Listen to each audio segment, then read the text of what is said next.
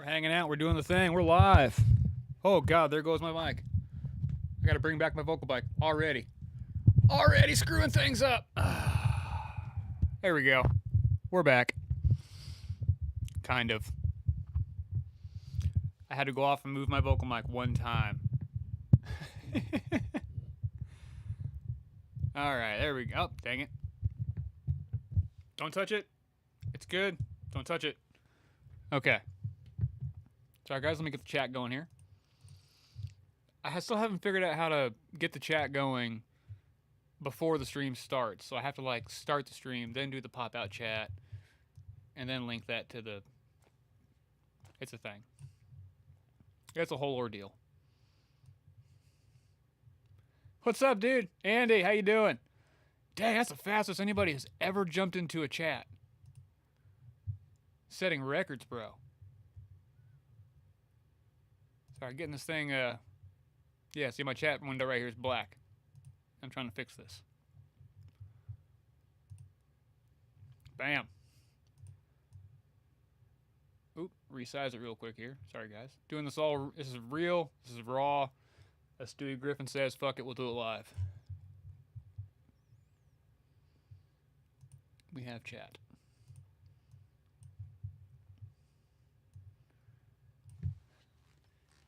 What's happening in your world, Andy? Besides fucking slaying mixes, bro. So I gotta get my chat pulled up down here, that way I don't have to keep on looking, craning my neck.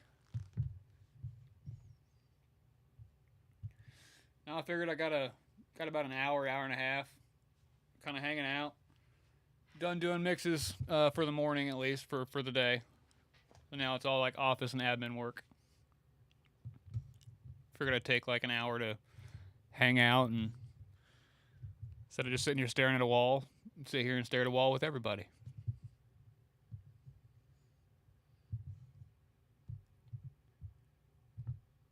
There we go. Dude, I haven't even picked out the game for the day. I don't know what it's going to be. I don't know if I'm going to be driving myself crazy with Stanley Parable. I don't know if I'm going to be scaring the shit out of myself with Alien. Maybe do some Dying Light. I don't know. A Little Nightmares is pretty good. That's a pretty good one. Nothing special. Setting up my subwoofer. New sub day, dude. What'd you get? Have you mixed with a sub before, or is this your first time going into it with a sub? I'm really curious about that. What inspired the sub purchase? Because your low end's already sick.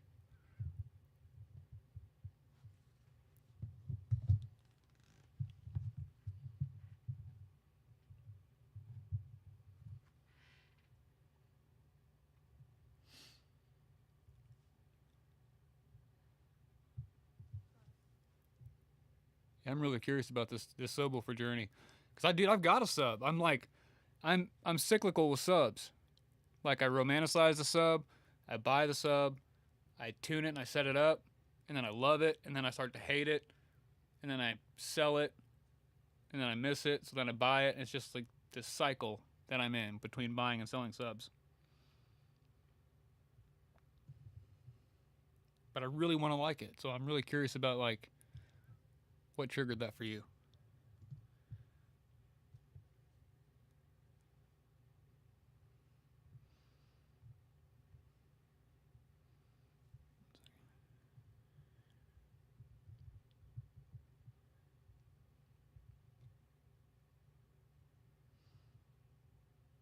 Gotta pull my chat back up.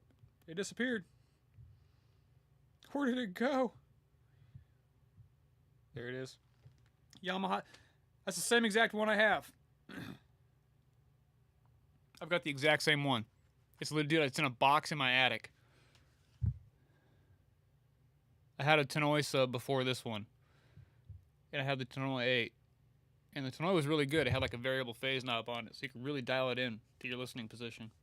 The Yamaha doesn't. It just has a switch. But it bangs. I'm curious. Do you have room correction software where you're at? And I wish Yamaha would like release a little slave knob for that, like like a remote volume knob and phase switch for that sub.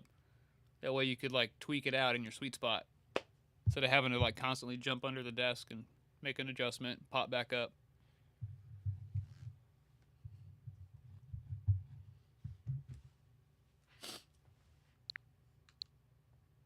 I'm also like really romanticizing the idea of like the I mean, dude, they're expensive and it's way out of my budget. But like the Amphion with the full flex bass extension, I do like the idea of having full stereo low frequency extension versus like a sub. But I got to get my low end as tight as yours before I can really bitch about it. Like how it moves the air, yeah. Couldn't. Oh, dude, yeah, that makes total sense.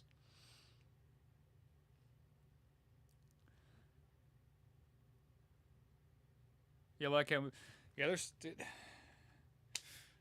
taking. Yeah, it's able to take things down into like that, like 35, 30 hertz, like borderline like 28 hertz range. I didn't think about that. Just using it just to focus in on like low frequency, like transient shaping. That's really smart. Yeah, I never thought of it like that. You're making me want to break my sub back out. I don't have a monitor controller.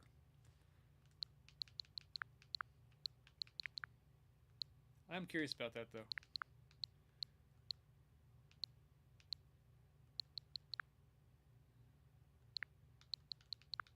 Is it gonna be Mario or is it gonna be Alien?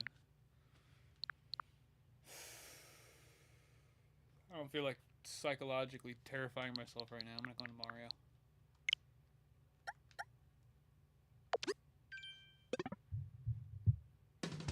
Keep the game volume low though on you.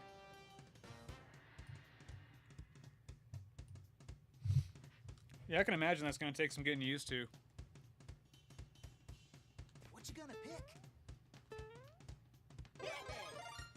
Like, are you dialing it in by ear, or are you does my monitor have very weird and different low curves? Why not pick your favorite? What are you mixing on? I'm curious about that. I can't remember. I think you might have posted a picture. I just can't remember. Tough choice, huh?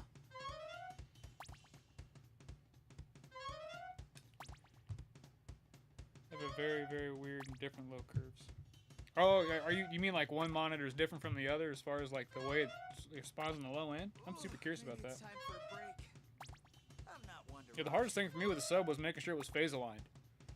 Making sure like at whatever crossover point my mains are at, if they cross over at say like 45 hertz, you got to make sure that your sub is in phase at 45 hertz. Otherwise, it's just fucked. Yeah, we got the exact same system. I have the same tops and same sub. I just don't, like I said, the sub's in a box. But you're making me want to break it back out. What you gonna pick?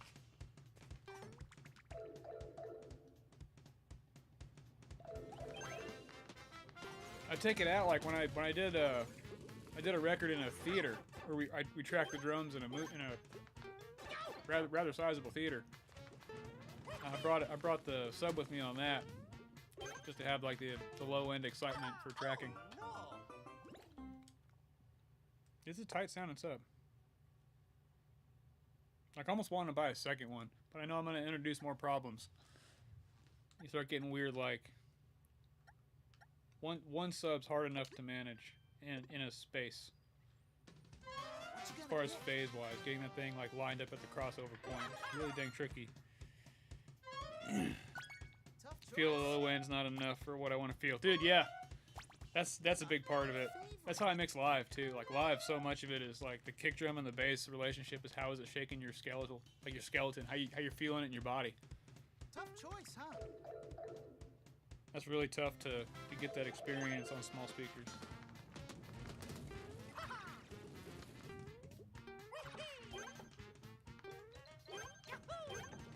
I think I picked the wrong option. I think I wanted bubbles. I grabbed the. Yeah, I'm gonna go back. I'm going with bubbles.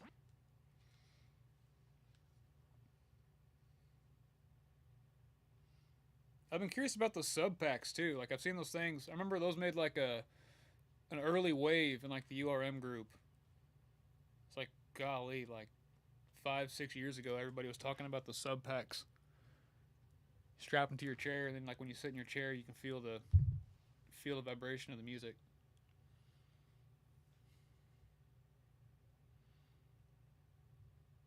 Dude, I mean your mixes are sick. So I think whatever. Yeah, you're in the. Like I said, I think you're in that battle of like 2%, bro. So if you can improve the low end from where you're at, fuck. Make it even more exciting to mix. It's gonna like bring out a whole nother level out of your shit. It's gonna be great. Can't wait to see like whenever you get that thing dialed in and like really gelling, like what you start cranking out. What you gonna pick? The bubbles. I want the bubbles. Tough choice. Any advice on how to set me in the phase? Um, best way to do it is if you got a smart rig, but that's a pretty penny to get. If you have a live sound buddy that has a smart rig, that'd be the best way to do it. You can come in and that whole system is just designed specifically just for phase alignment in the low end. But it's like $800 just for the software. Stupid. The good old trick, the best trick I know, the old school trick to do it is to you look up your speaker specs. You find out the crossover frequency of your low end. So like it's like the HS8 say like the low end starts rolling off at like 45 hertz. So you want to extend 45 hertz and below. So you would take a 45 hertz sine wave in whatever DAW you're using, kick that out at 45 hertz, run it through your sub, and then basically you just move it around and flip the phase until the sound is as loud as it can get. Or you move it around and you cancel it out to where like when you're sitting in your spot, you just straight up can't hear the 45 hertz, and then you just flip the phase switch, and boom, you're in phase. So it's one of two. You either try to cancel 45 hertz at your listening position, or you try to amplify it to as loud as it can get in your listening position. Then you know that sucker's in phase at that crossover point. I mean, you might even be able to do it with like Room EQ Wizard and like a measurement microphone or something like that. Just put like a microphone in your sweet spot, run Room EQ Wizard, and just check your screen out at 45 hertz. Watch like the decibel reading. Whenever it's the loudest, it's in phase.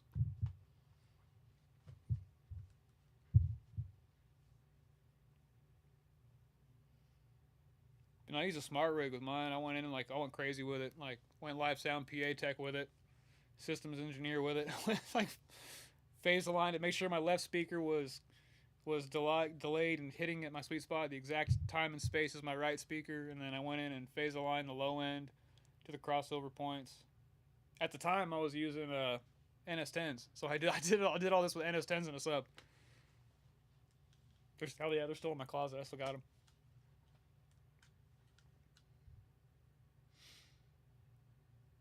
So you say it's not okay if I set it up at like 100 hertz at 12 o'clock. If you have a hole in your room at 100 hertz, that would work a lot. That would help fill the gap. But that's one of those you want it to be, because if your speakers are going down to 100 hertz or below 100 hertz, and then your sub is starting at 100 hertz, you're just adding more 100 hertz into that room. That's all you're doing. You're just exciting a little extra 100 hertz. So you might end up with a mix that's a little too scooped out or anemic in that area. So that could be fooling you. Like the extra volume and pump can essentially, like it can be really exciting, but it can also fool you. So in theory, again, like this is just like all in practice, all in theory. Like I said, I'm in a cyclical battle with subs where I romanticize them, I love them, and then I sell them. So I got one and it's in the box. So at the same time, take my advice with a grain of salt, because my sub's currently not hooked up. It's in a box in the attic.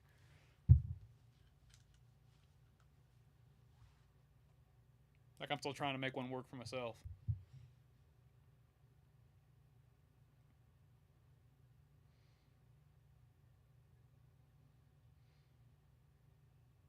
No, like, yeah, I look at a sub, so I look at him just as an extension of what I've already got. So if my speakers are going down to like You know, say on paper they go down to 45 hertz, but like realistically they're starting to roll off at like 60 in the room. Like they start to kind of taper off there.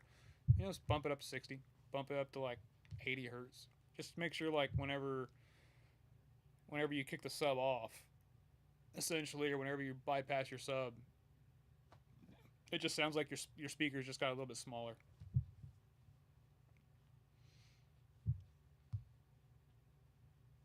Yeah, I said the Tannoy. I love the Tannoy because it had you could rotate the phase on it, and then it had a variable high pass on it, or low pass. Oh hell yeah, you got Sonar Works, dude. With the low end and why I would like to move that. Yeah, dude. Yeah, drop it in Discord. I'll pull. I'll check it out over here on my computer. I don't have my screen share, but I'll take a look at it.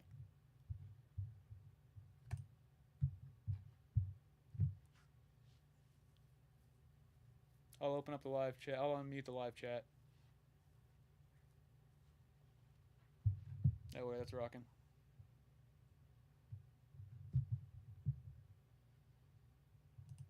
Yeah, I'll just hide that. Oh, Discord's got to download an update. I'm gonna check this out as soon as it gets updated.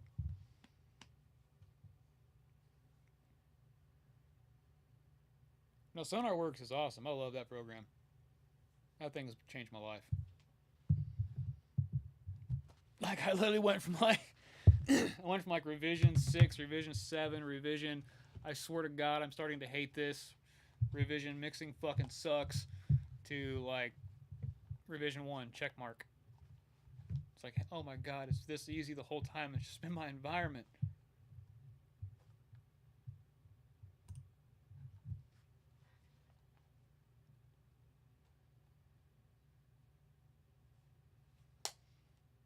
And I really do like the idea of like the flex bass extensions. I mean, even Barefoot has it. Barefoot's got like those little sub extensions for the micro main 45s.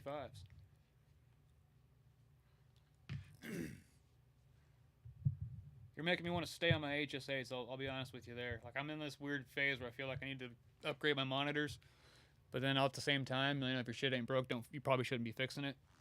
But man, I'm like so curious about a 3-way monitoring system. It's ridiculous. Like the Barefoot like 03s, or like the Amphion 215s, or the 218s might be too big, but the 215, even though it's not like technically a 3-way, but it's like a, you know, the loads being dispersed across 3 different speakers.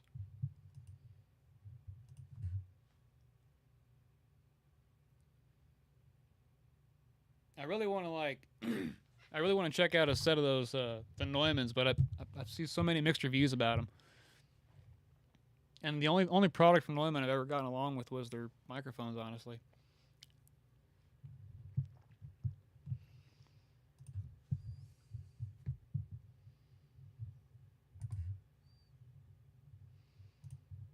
Unmute this sucker. All right, the live stream chat is unmuted. What do we got? There we go. I can see it. I'm checking out the measurement.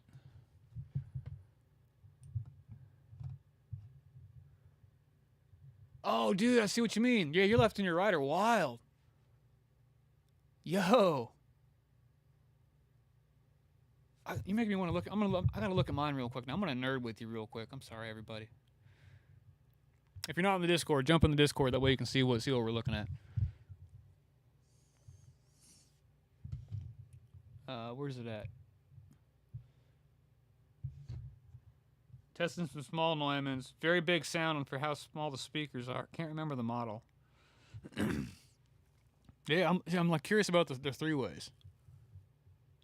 I saw a video of Mike, the mastering engineer. He switched over to him, and he was like raving about him. So I'm really curious about those. But that's like a lot of the reviews. A lot of the reviews, it's like the big. You either got to get the flagship or just don't bother with them. So I'm like really curious about it. But I don't want to drop flagship speaker money yet. It's a lot.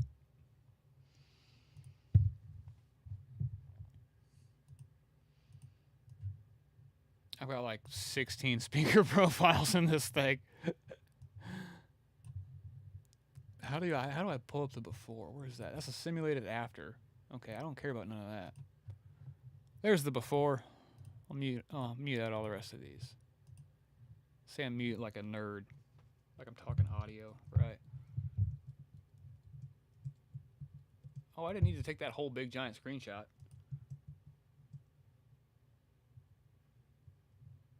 I just need a picture of my graph. There we go. We got it. We got the graph. Dropping it in.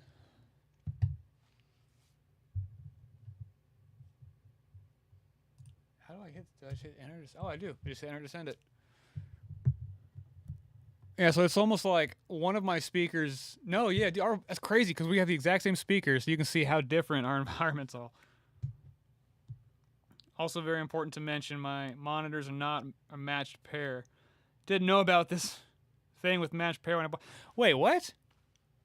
How do you mean they're not a matched pair? I didn't even know you could buy. I didn't even know monitors were sold not as matched pairs. I mean, I know you could go in and buy like a single, but I thought like it just pretty much just went down the line. Oh, dang. Did I just get lucky and get a match? No, because... Yeah, your low end is wild. Other than your left speaker. But at the same time, it looks like your response is way more flat than mine. Mine's scooped.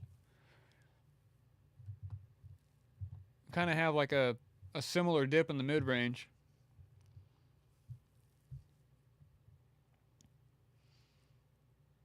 This is crazy. Like, we have the exact same speakers, but our measurements are so wildly different. That's the rooms. That's our rooms. Your room is flatter than mine.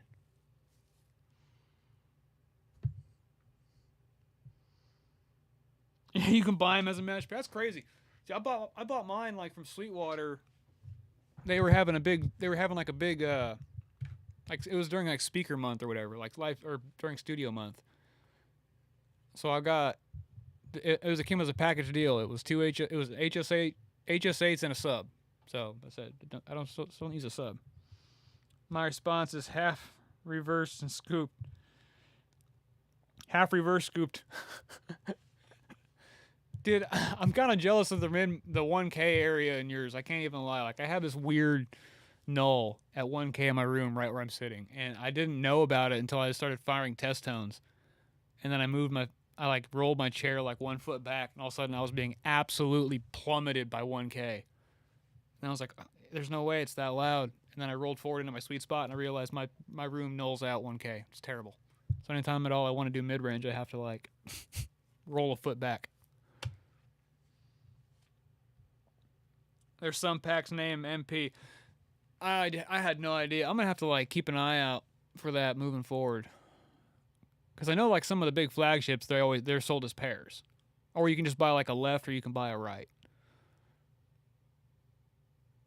That's another thing I feel like with the 3-ways. I feel like if you're buying a 3-way speaker, it just has to be a pair by default because there is a left and there is a right.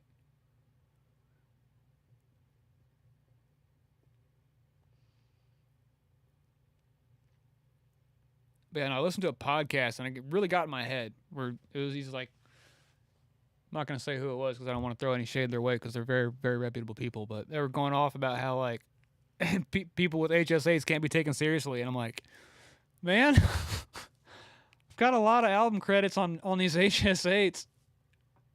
I just had a dude whoop my ass with a mix. I'm just learning you mix on HS8s.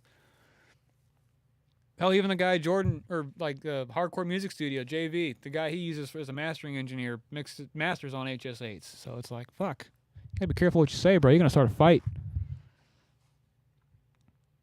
It's not really in the center of the room, but still, it can't be such a big difference. That's wild that you have like the 100 hertz dip on your right side, but your low end looks relatively flat on your left side.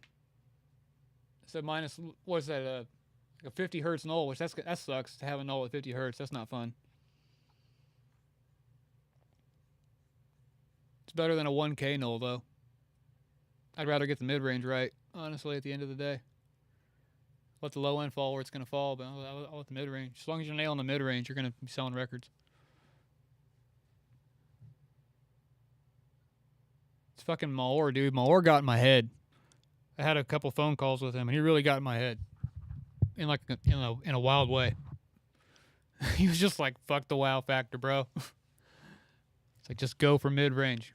Make bands sound like bands. Now I can't, like, even though I want to grab saturators and I want to, like, spice up my mix bus and excite it and make it spicy, I'm just like, I got malware in the back of my head saying, don't do that shit.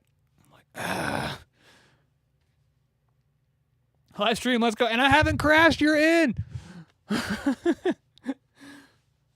No, I imagine this probably will crash at some point. I don't know what it is, but I think it's just my computer just being absolutely taxed like a son of a bitch. Dude, my desk, if I could grab this camera right now, you would laugh, Andy. Randy, what's up, dog? How you doing? No, like, bro, literally, like, you see these panels? I've got these panels, like these little things. These are 6 inches thick. Right on the other side of these panels, bro, is my bed. That's where I sleep. So I'm literally at the foot of my bed, mixing records. And I got the tracking place, got the tracking studio, which I've mixed one thing there. I've only mixed one thing in that tracking studio. And it came out fucking slamming. I really can't wait. I can't. I gotta be honest. I can't take full credit for that. I co-mixed something. I co-mixed something out of that studio, and it slams.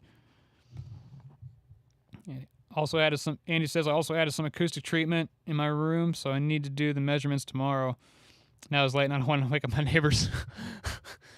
No, bro. You just bake them some cupcakes, send them some muffins. Do your measurements. Just make sure they wake up to a little snack in the morning. Thank you. No, that's nice. You gotta be respectful of the neighbors always.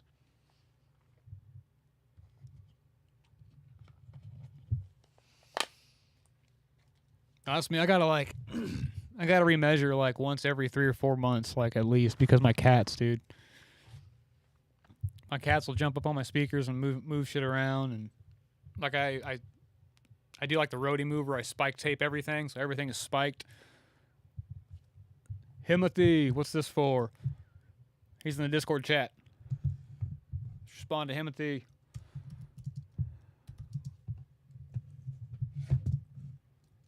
What up? We're talking room correction on the live. Discord has me down the rabbit hole on those M4 Mac Minis. Should I pull the trigger? Dude, I am so curious about it. Like, I've been watching every YouTube video known to man about all the Mac. There's so many of them too about the Mac Mini M4s. Himothy in live chat, hence live chat. I'm dumb. Dude, no. Himothy, no, you're not, bro. You're not. You're solid. I don't have that chat pulled up in the live right now. I'm on the YouTube chat. How's the Warm Audio bus comp? I was also thinking about buying one. I got one right here in my desk, and I got 2 more at the studio. I mean, it's not the best bus compressor in the world, I'll be honest with you. For like stereo bus, it's pretty dark. Well, it's not pretty dark. It's just, I don't know. There's not really like a lot of magic in the box. I'll say that. It's just like a utility Swiss Army VCA 2-channel compressor. The transformer in it, I'm not really a big fan of it. It has this like tissue papery kind of like, for me it adds like a tissue papery cheapness to things, and it kind of smears the transients in a way that I just feel like the transformer is not the best one in the world. But it doesn't collapse the stereo image like crazy, so that's nice. I will say I've used it on like my vocals bus, or my vocals main bus, like when I do like a mix in mix out bus, or like an instrumental and a vocal bus. I'll put that on the actual vocal master, and I'll run it at like 1.5 to 1, and super fast attack, auto release, and I'll squeeze them at like 2-3 dB, and it just grabs that entire like vocal bus and just locks it. Just bam, it ain't going nowhere. It's awesome. Great for vocals. Okay for bass. On the studio side, or on the tracking studio, you actually use them on toms, dude. I use them to track the toms. So I'll send I'll send in on the left side and come out the left side, and it's usually like a mono compressor. But dude, on drum shells, they slam. So that's why I love them on the drum bus. Bass, it's okay. It does react to low end pretty hard. So having the high pass is pretty nice. Like even like when I'm just kind of even on the drum bus, I'll have the high pass at like 30 hertz a lot of the times. Cause it'll react to a kick drum quick. And I've heard a lot of people, like especially in like the URM forums, I've seen a lot of people say that the Audioscape one pretty much crushes it. So that's one of those. Because they're, I think the Audioscape one might be $100 cheaper, but the one thing you do got to look out for with that like classic VCA 4K circuit is it does get dark and it does get grimy. So that's why I ended up with 3 other VCA compressors before I settled on the Bus Plus.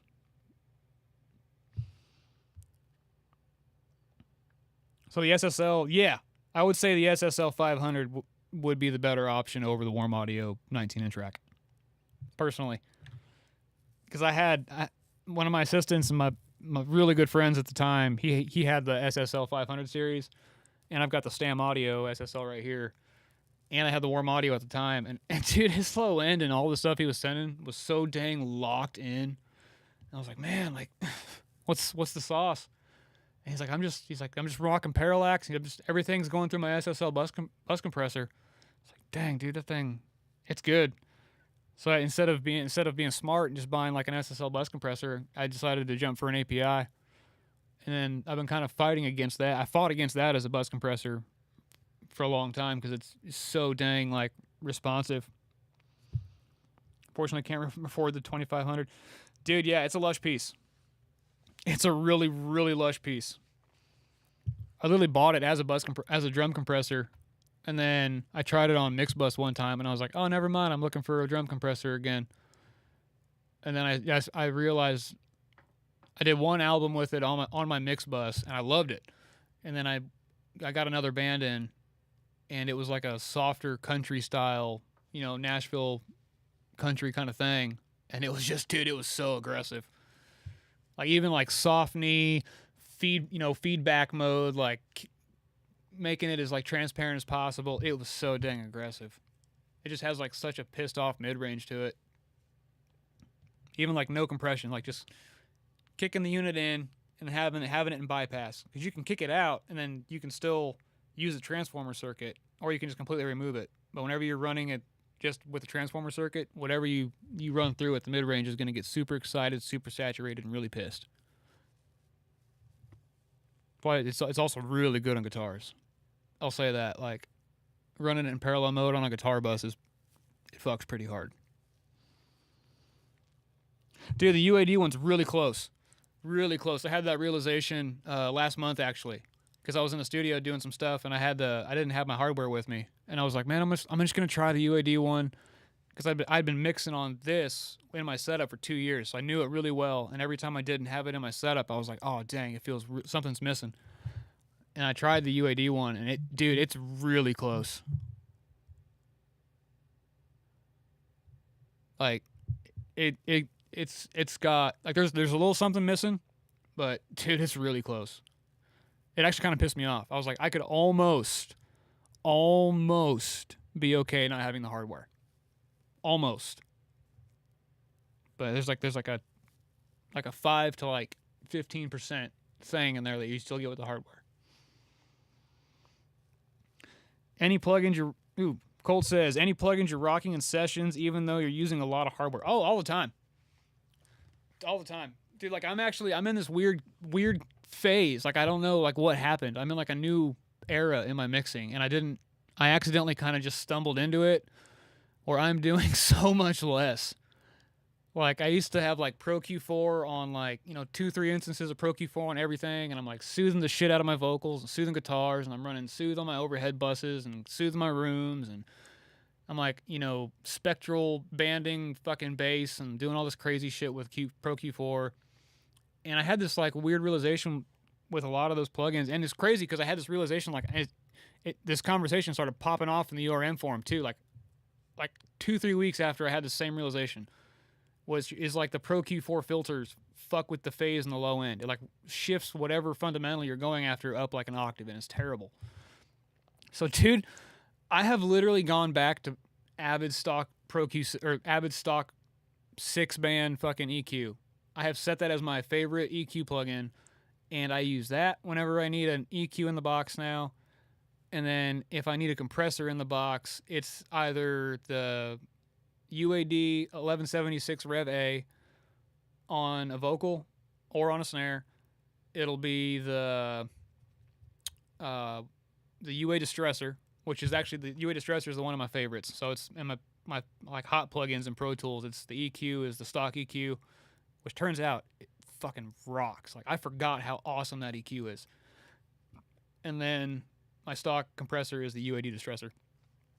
But I'll use the Kramer Pi compressor all the time. I use they said the UAD rocks. I use the CLA 3A. That thing is awesome on lead guitars and acoustics. That's pretty dang good.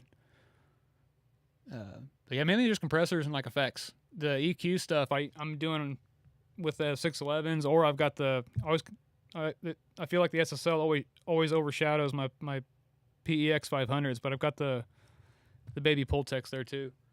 I use those on bass all the time. But yeah, the stock EQ for anything I need. I forgot how awesome it is. I'm trying to think. Yeah, the CLA 76. I used to use that all the time. Used to use the Blackie and the Bluey all the time. And then I ended up getting the UAD bundle, and the UAD bundle just reacts closer to the hardware. We've got the Hairball blue stripe at the studio, and the Hairball is awesome. And the UA one reacts pretty close, so I figure if the Hairball is close to the real thing, then the UA one's probably closer.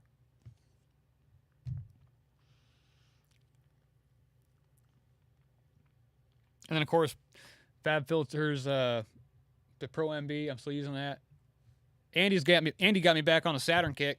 So I'm set. I'm like Buster style Saturn on everything right now. Went back and was watching a bunch of his old nail to mixes, and I'm like, man, I love how he just like oversaturates everything to find the problem frequencies. It really does. Like just driving everything into saturation just really shows you where the frequency buildups are. It's really smart.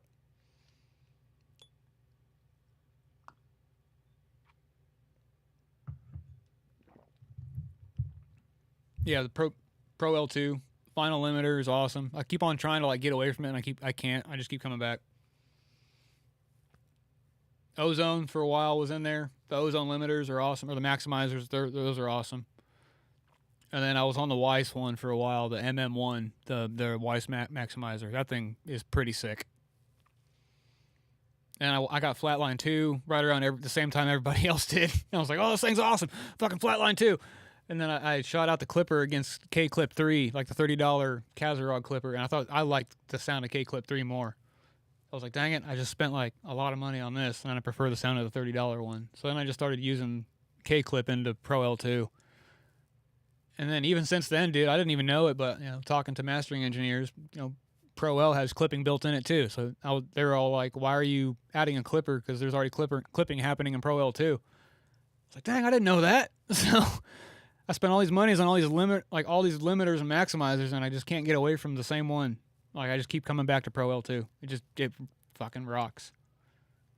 Especially if you put it in like 8x oversampling. That's the trick. You throw it in 8x and it's really hard to beat.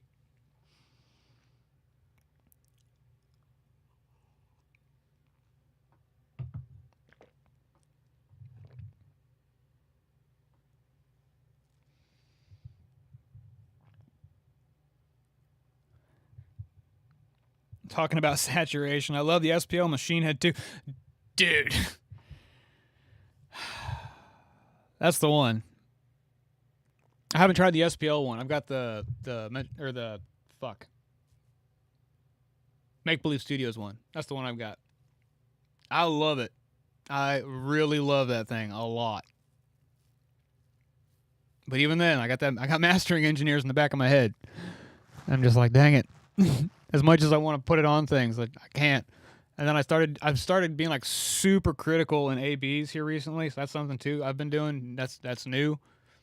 Where I'm like, I got that metric, or not the metric halo. It's the Hoffa plugin, the AB blind test. That plugin is awesome. You can make like 3-4 different instances of a channel, dial up 2-3 different tones, and then you can roll a blind test and take yourself out of it. So, dude, that's been very revealing in my workflow here recently.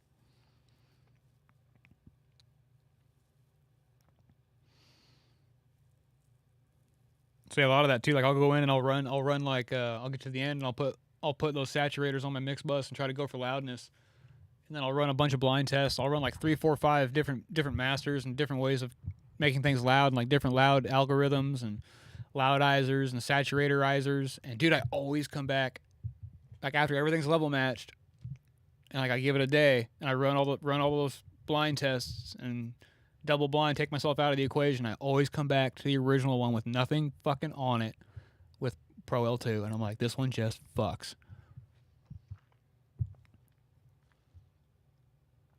Let's say Colt says I have JST clip. Ooh, that's a good one. Soft tube saturation. Dude, I still use the shit out of that one. For being a freebie, that's really good. On Saturn, but I rarely ever use them.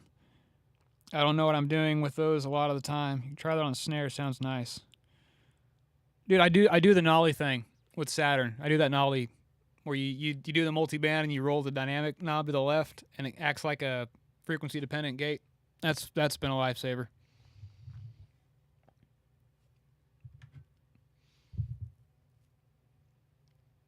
Yeah, that's a lifesaver. I do love saturation on snares. I do love that. I did try that. I did try the mix head plugin. It's not the actual machine head, but the mix head plugin. I tried that on I was using that on vocals for a long time. Trying to do the Chris Baseford Phoenix thing because Phoenix is so dang expensive, dude. I just wanted something that would like cook up a vocal like that. After watching that Nail the Mix, I was like, dang, dude, like that sounds so good.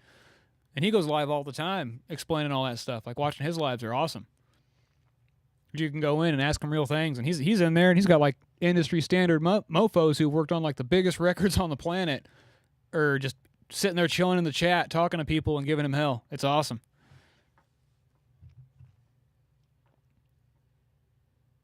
It's like ultimate nerd. It's crazy. He only has like maybe 400, 500 viewers on his chat, and I'm like, how is it the entire industry is not tuned into this live stream right now? Don't know if you mentioned it already, but how'd your power situation at the studio go the other day? Backup battery for the win. Dude, that sucked. Like, we had just finished lead vocals on the... So we were doing two songs in 2 days. Very ambitious. We're going to have to do another day. But, dude, we had just finished main vocals on the second song. So we had just got done with all the main vocals. So we had done main vocals on one song, did all the harmonies, backup vocals on one song, opened up the second song, vocalist was still feeling fresh, his vocals were still sounding great.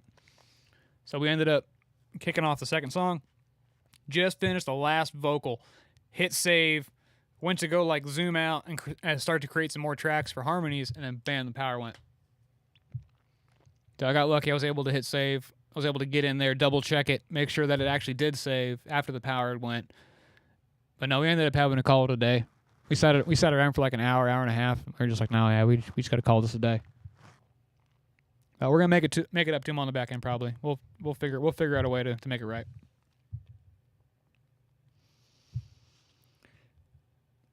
I guess it's talking about Nolly. The Pro G trick on the drum rooms is insane. The enhancement setting when the snare hits, dude. Yeah, that's a good one too.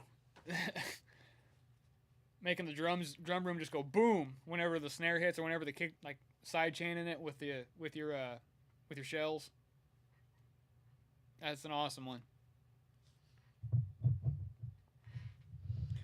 Sorry, I assume you wanted to play some video games, but here we are nerding as hell in the chat. Dude, hey, that's what it's for. Like the video games are just there in case chat doles out.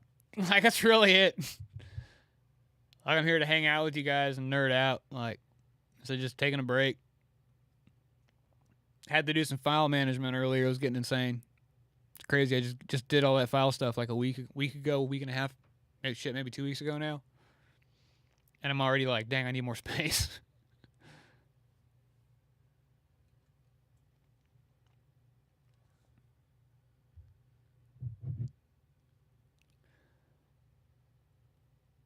But no, it's been fun. It's a cool project. It was a lot of fun. It's a couple guys from a band we recorded shit about 5 years ago. Honestly, yeah, we did a record for these guys 5 years ago, and hence member changes and new guys in, old guys out kind of thing. So they're coming back in, rocking 2 new songs out. It's a lot of fun. Really good musicianship, like really good guitar player. Hell, 2 really good guitar players.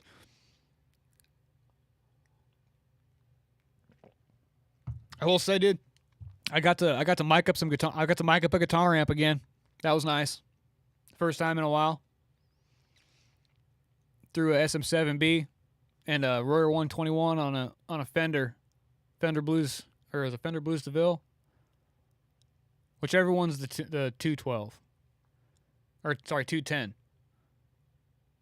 And dude, that thing sounded mean as fuck. It's not like hard rock, but it's like think like Skinner with a serious edge. But dude, it sounded so good. It was so nice to like have a speaker moving air again. Ran it through the SSL preamps. It was like this was the move. The VHD pre's. It's like this was the move. I wanted to 1073 it, but it was already tied up between a vocal channel and a guitar channel. Had a guitar going in the front and a vocal going in the back. So I just said, screw it, let's just throw it through the SSL. It's also rock and roll. Hey, what's up, dude? Listening to some old Linkin Park right now. And on the song With You, there's some little vocal glitches. How do you get those going in Pro Tools? That's what I always do, is Crosby on Fruity Loop and not in Pro Tools. Dude, vocal glitching is not easy in Pro Tools. You have to go in and manually do it all.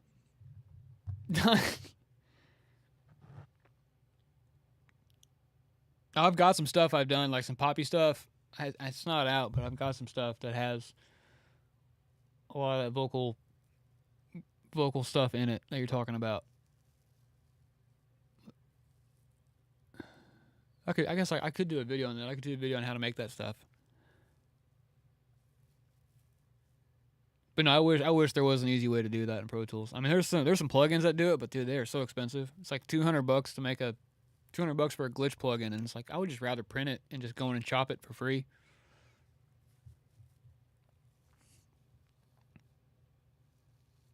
Yeah, so easy. Yeah, no, that's it. That's pretty much it. You go in and you got to create a vocal sample, and you can either take 2 approaches. You can do it by hand, or which is what I do. I go in and I use like JST Pixelator a lot. I'll use like the saturation knob from Softtube, or a combination, honestly, of the two. You hit the saturation really hard, then you throw that into Pixelator, and then you round it back off with the saturation and get rid of the hard edges of Pixelator. And you get that like poppy, super duper poppy, mid-range kind of sound. And then from there, you just go in and hard tune the fuck out of it, sample it, and then you can either from there throw it into like a sampler and then play a keyboard part with it, or you can go in and be a psycho like I am, and you can just melodyne it or hand pitch it and edit it, and that's what I do a lot. I got a whole like side prop project that I was doing with John Fred. It was called Ivory Picture Story. It's a duo out of Nashville, and I don't know what they're doing now, but man, we had like 4 or 5 songs in there that were just fucking wild. But yeah, the vocal production was next level. Like it was just straight pop, awesome pop stuff.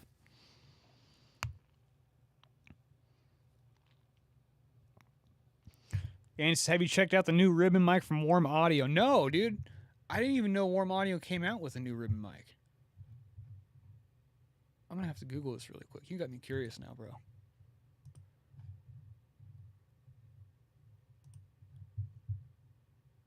I'm going to see what it's called. Warm Audio ribbon mic. Ribbon. Oh, it's the 44. Wait, is it the 44 or the FT? Which one is it? The Fentone or the 44? Because the Fentone looks an awful lot like a 121. The 44s, they're definitely doing the RCA.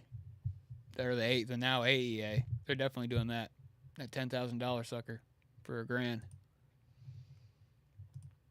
No, I had no idea they even did that. I think JST has a plugin with some glitch effects, if I remember. Yeah, they do. I can't remember what it's called. It went under the radar. The Fentone. That's the one. It looks a lot like a 121. I mean, dude, at the end of the day, there's like all this like snobbery around ribbon mics. It's a fucking perforated piece of metal against 2 neodymium magnets. You can go on Amazon and you can literally Google the price of the magnet that Royer is using. And they're like 20 cents a pop. You get a bag of them for like $10. So you can literally go in, grab some aluminum foil and some Legos, perforate a piece of foil, and make your own 121 for like $1.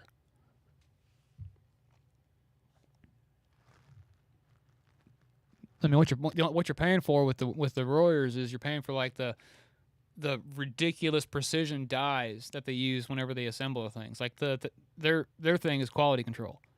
So it's like the quality between ribbon production is insane, and the quality between assembly and like ribbon tension is insane. So that's what you're paying for with those guys.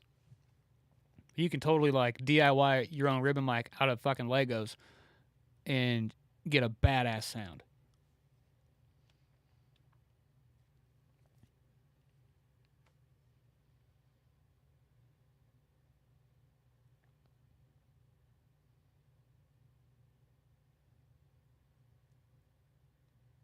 I was watching dudes do it out of copper. You make them out of copper. You can make them out of aluminum. The Phantom mic, I think it's freaking great for that money. Dude, one thing I love about a ribbon is it just, especially on a guitar cab, it's just like whatever, it's almost like whatever you hear in that room, like whatever that amp sounds like, dude, is pretty much what's going to come across in the microphone. And they're so dang transient, like, because the element is so thin, it responds to a transient so fast. That's why people put them on overheads. Like overheads, I've used 121s as overheads. I've used them as hi-hat mics, ride mics. Like they're so fast, but they're silky. They're silky fast. I'm gonna have to watch that demo. I'm gonna have to watch Rebu's demo of that.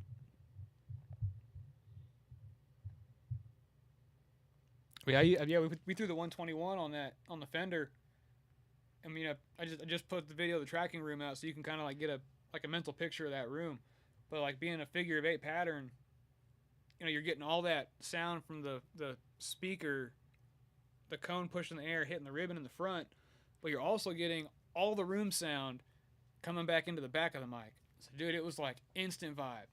It was instant, like you've got the sound of the speaker just blaring, sounding like it's about to die. It's on its last breath the entire time, and then you've got like the ambience coming in at the same time, so it's not like just a raw, sorry guys, raw speaker on your eardrum. You forgot how awesome ribbons were on guitar cabs until I threw that back up. It's like, fuck, why did I ever get away from this?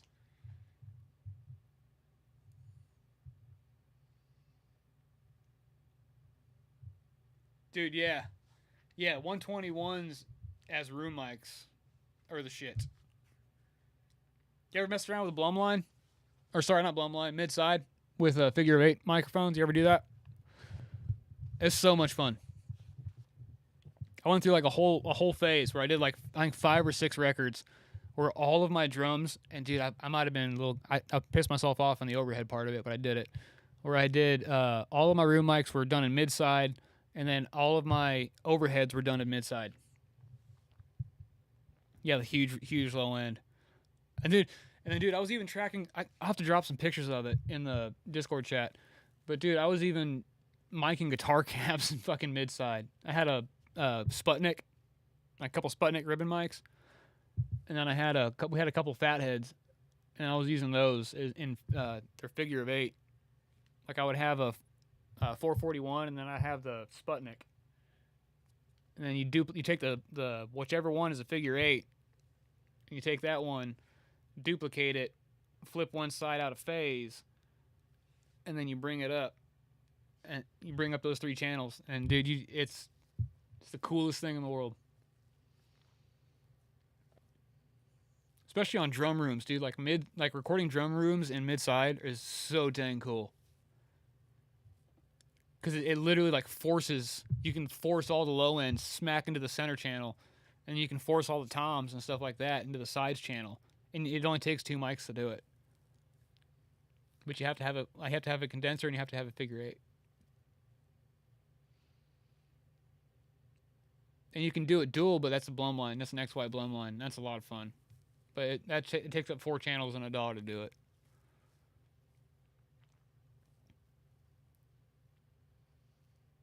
You know, drum overheads and mid side was really cool. I pissed myself off doing that though.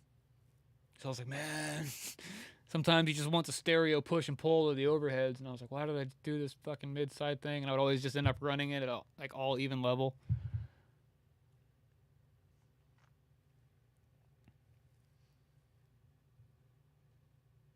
But then the guitars mid side is fucking cool, because then the side channel kind of acts like I guess really cool for lead guitar.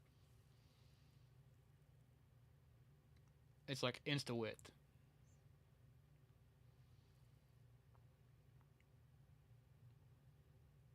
And you're always mono compatible that way. If you ever record anything in mid side, no matter what you do in the stereo image and collapse it, it's always mono compatible.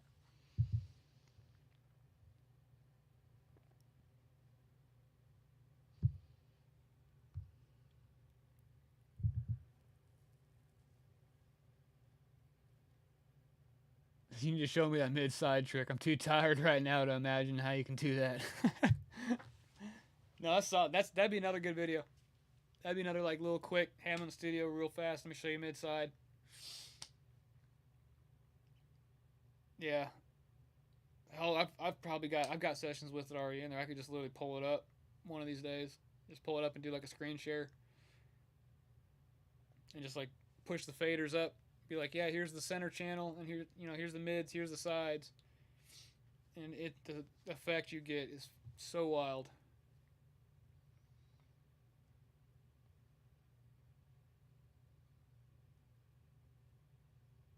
Especially like I said on drum rooms, it's like, because it's not true stereo. It's the weird thing about it.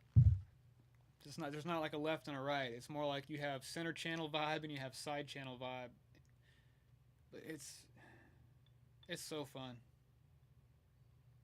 It's one of those things that sounds scary. It sounds scary and it sounds intimidating, but the second you do it on one session, you're like, oh dang, I have to do this. So I'll do the nail the mix. I'll do the nail the mix for my mix session as a trade for the mid-side mic tutorial. You've got a deal, bro. That's a deal. Trade of a lifetime right there. I'll have to throw in like 50 more videos for that. Are you kidding me, bro? I'll have to like throw in like a drum sample library, like a mid-side mic tutorial, like Blackstone unreleased impulse response packs or something. Like, I don't know. We'll figure something out.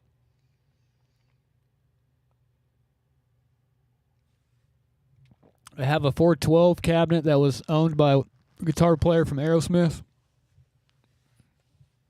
As an impulse. Colt knows which one I'm talking about.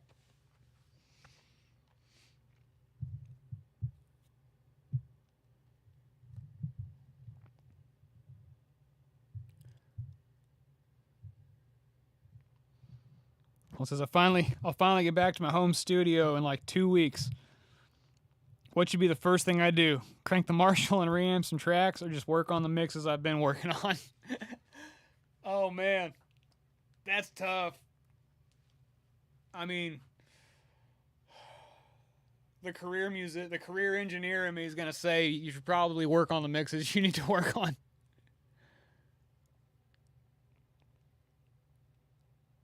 But for the guitar tone, you need to trade me that SSL 500 series compressor. Ooh. I don't know. I don't know about that one. It's my baby. No. No, those things, it is a fucking sick compressor, dude. I had a chance to buy it off of them, like, way below market value, and I always regret not buying it. I still to this day, until I got the Bus Plus, I regretted not buying that thing. But no, Colton, I would say definitely, I mean, you gotta crank the Marshall at some point. You gotta get work done, but you can't let the Marshall distract you from getting the work done. You gotta have fun and fulfill the soul by cranking the Marshall, but you still gotta be productive. That's what the politically correct Jordan would say. Degenerate me would be like, I have work to do, and the next thing you know, I spend my entire time there writing a fucking guitar, like a single chorus riff, and pre-proing out a chorus. Next thing you know, I'm like, oh no, nothing got done today. I wonder why that is. Oh, it's your own fucking fault. And you get the text message the next day, hey bro, sorry dude, fucking squirreled. I mean, the work is my own stuff anyways. There's no timetable. That's so dangerous. I got a buddy. I gotta be careful how I say this. I've got friends, multiple friends. I have multiple people in my life who have been working on like one record for like 5 to 6 years. And I'm just like, guys, I love you so much. You're my best friends in the world. Release the music. Get it done and get it out there. Don't let it sit on the shelf. But at the same time, if it's your own music and there's no deadline, then crank the fucking Marshall.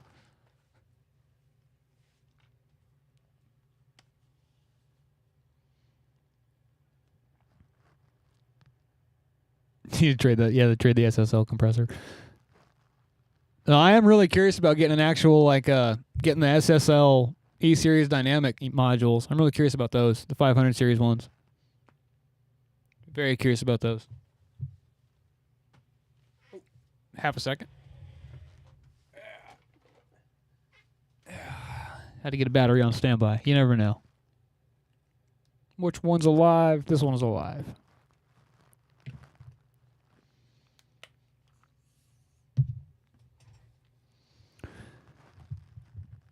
No, but dude, going back to like vocal glitches and stuff like that, that's some cool stuff. Like that's something that I want to like learn more of. Like I want to get deeper and dive down that rabbit hole more, and like get better at like creative effects. That's the cool thing. The cool thing is I can drop stuff in the Discord and get feedback. Yes. Once it's all done, I'll credit the Discord mix engineers and producers. No, you gotta do all that, dude. I mean, you don't even got to give us credit, bro. We just want to see everybody, or at least I know I do. I just want to see y'all win. Like, that's the whole reason I fucking even really started this, was like to have direct contact with you guys. And then I can't remember, I think Colton, was it you? Or was it Timothy that said, do we have a spot to share work? But no, like, ultimately, I just want you guys to win, man. Like, if you guys are winning mixes and releasing music and doing the thing, then, dude, that's what it's all about. Liner notes be long as hell, yeah. Fuck, man. If I was to credit every single person ever that, like, helped me along my journey, God, it'd be an album's artwork, like an entire pamphlet worth of names.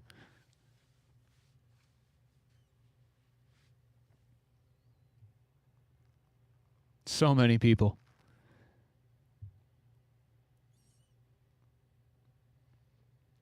But no, yeah, I want, like, my goals for this year is, like, I really want to up my monitoring game. And I really want to, I've been saying this for years, I really want to get just a fucking buy once, cry once vocal mic. I kind of did it with the preamp. I got a buy once, cry once preamp with a 73. And then I got the buy once, cry once bus compressor. And then I really want to get, like, just a vocal sound. I want basically I just want a vocal sound that is freaking undeniable. Like that's kind of like my big focus for this year. It's like every kind of year I like set a goal where I'm like I want to get better at low end, or I want to get better at like spatial width, or I want to put like my guitars under the microscope, or I want to put like my mid range under the microscope. You know, this year it's kind of like I really want to up like my vocal sound game, and then I really want to like upgrade my monitoring situation, up my monitoring game. I mean, it's not bad. It's pretty decent. Like I shared the monitoring, or my monitoring curve, along with Andy's there, in the live chat in Discord. But it's not a flat situation by any means. It's definitely a scoop. But hey, it works. So I know if I'm mixing a little bit mid forward in this room, I know it's going to translate out of here.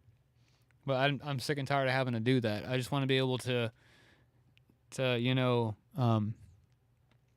just enjoy the music and mix it how I really want to mix it, and hear it how I really want to hear it, and not have to play the translation game anymore, and just know that when I take my shit out of this room, it's going to fucking slam and sound exactly like it was. Right now I have to do that. I basically mix the way I absolutely love it, and then I just take like a big old mid bell and I go beep, and then from there I'm like, it's going to translate.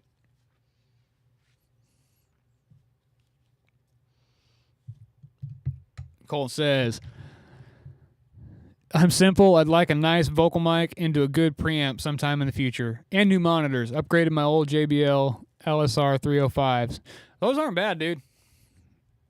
Those are good, like just, ain't got to worry about them busting, just pump them kind of speakers. Good like client pleaser speakers. But I don't know what I would get. Vocal mic, dude, like a good workhorse. It depends if you want something that's like versatile, like you can do a lot of things with, or if you want just like one thing with a shit ton of vibe.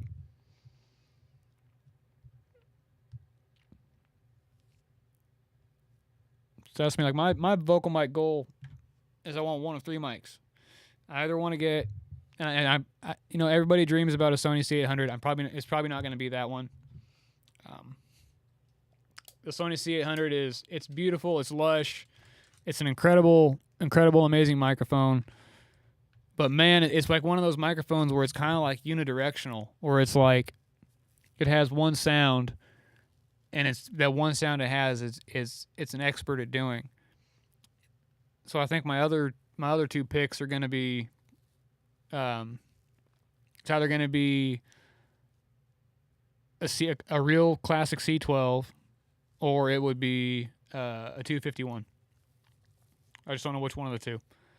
Either C12 or 251. A good preamp, a good like 500 series preamps are banging. I would look at maybe getting into the 500 series pre. Like the APIs are really good. Neve makes some really good affordable options that aren't like the $1,000 73 500 series lunchbox. They make I think it's like they call it like a 511. I think it's like between like $600 and $800. The mic I want to get to KSM 105. Those things are fucking great, dude. Lead singer for Tesseract uses it live, and I saw that video of Nolly using it as a snare mic. Those Biodynamics too, dude. The Biodynamic, I think it's like a 203 or something, like DT 203. It's like their it was the one that Warren had on his snare. Both of those are insane.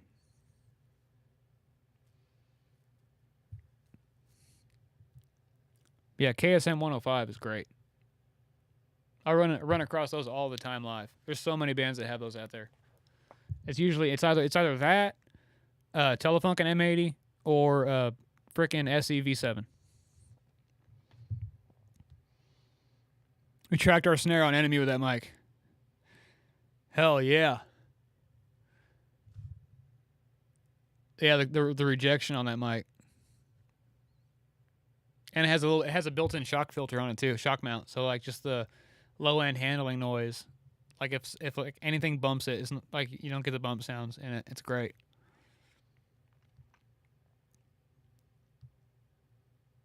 I've never tried it on acoustic guitars. I got the Cam 184s, so I've been like Cam 184 in it or U87 in it. Do you like the Rode NT1 at all? Dude, I think the Rode stuff's really underrated. Like, I used to use, I think it's the NT4, it's the stereo, or the stereo version of it. I used to use that thing all the time for overheads, and that thing fucking rocked. It's like $500. It's like a XY all-in-one microphone, has like a little breakout thing with it. It's awesome. But the NT1, dude, yeah, solid. Dude, SE too. I will say SE makes some really good, like sub $400 large diaphragm condenser mics that are surprisingly good. And then Warm Audio too. The one I tell everybody about is the Fet 47 Junior. That thing's like, I think it's like $299. It's not the big one, not the great big one. It's the Fet 47 Junior. It's like this big. But dude, that thing sounds so good. It's like $300. But it has a lot of character and a lot of vibes. Like, it has a very excited, saturated sound right out of the microphone. But dude, it sounds so good on everything. Like, I use it on kick drums, I use it on bass guitars, I use it on guitar cabs. Like, I use it on fucking everything. It sounds so good. Like, it should probably be like a $700-800 microphone, but it's for some reason it's $300.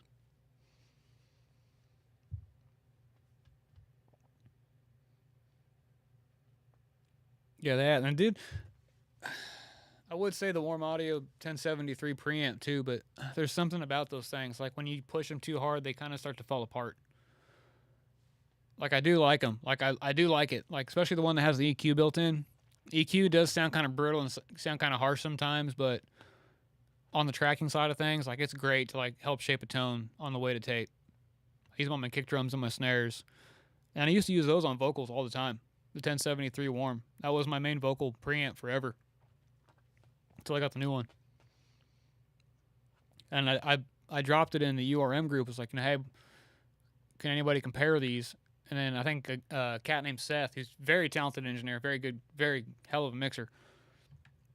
He was like, he said he went from the Warm Audio to the 1073 SPX, and you couldn't even really compare it. And dude, like, he's so right after getting it. It's not even the same thing. Like, the Warm's good, and the Warm can get hairy, and it can do the breakup thing really good, but it's like, it almost sounds like you're going through like a guitar impulse speaker compared to the real one. The real one just stays broad and huge and warm and thick. The Warm Audio gets a little bit brittle and harsh.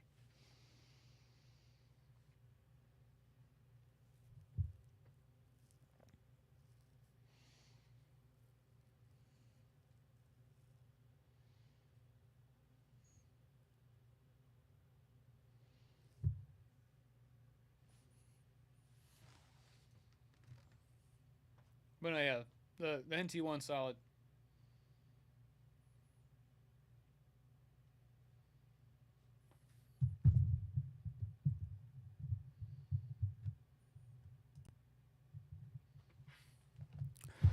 Well, heck yeah, dudes. We've been rocking it for about an hour. I'm gonna hop off here and get myself back to work. Rock on, y'all. Thanks for the hangs.